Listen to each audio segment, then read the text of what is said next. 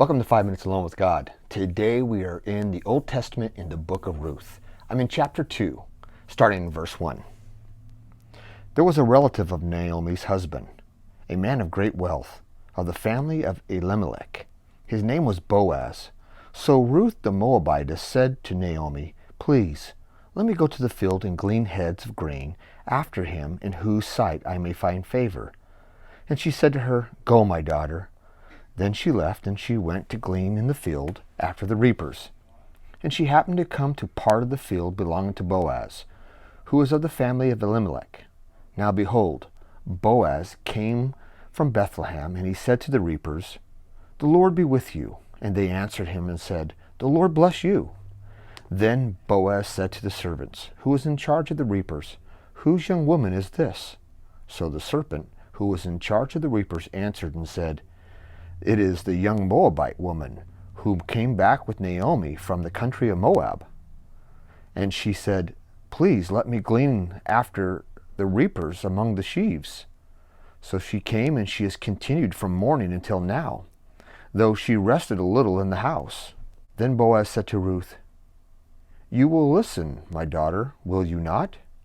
Do not go out and glean in another field, nor go from here, but stay close by my young women.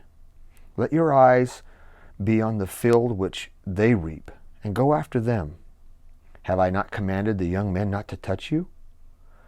And when you are thirsty, go to the vessel and drink from what the young men have drawn."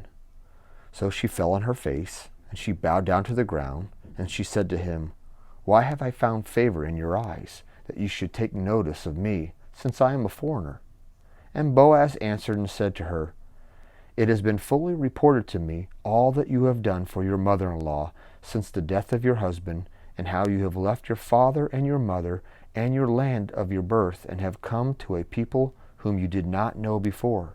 The Lord repay your work, and a full reward be given to you by the Lord God of Israel, under whose wings you have come for refuge." Here we're seeing a marvelous story that's taking place, where Ruth asks her mother-in-law if she can go out and glean in the fields. Gleaning is just a process of which you're not part of the hired hands, but according to the Old Testament law, gleaners were the very poor people. They were allowed to come and pick up anything that wasn't harvested by the harvest workers. And so that was her job. And it's reported that Ruth is an extremely hard worker. And she is told by Boaz and told by others that this lady has done all these great things and has looked after her mother-in-law and shown that she loves her and she cares for her and she's working and trying to provide for her. That wins people over when people are taking care of their family members.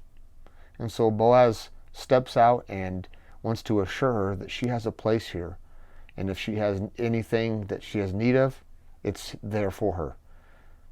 He doesn't give her anything at this moment, but he provides her security that she can glean here as long as she likes, and she's safe to glean there. And if she's thirsty and whatnot, she can get stuff there. So that's what's going on in the passage. How would we apply something like this?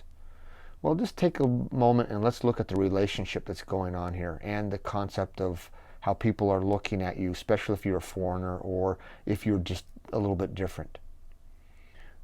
The way that you work and the way you conduct yourself speaks volumes. People do judge you, not only by the way you look, but your character, what you do.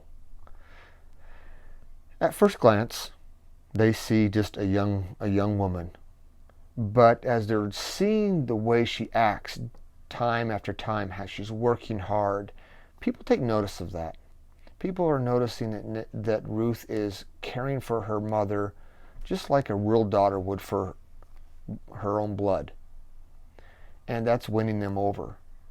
That has the same impact today. So an application would be just something like this. Do we show that we actually love our family? Are we making sacrifices for our family members, for our mothers, for our fathers, for our children? True sacrifices. Sometimes we say that we are willing to sacrifice, but we don't. Here, this young woman, she did just that. She left everything for someone who really had a need. Well, there's our time together today. Have a great day. Ruth chapter 2, verses 13 through 23.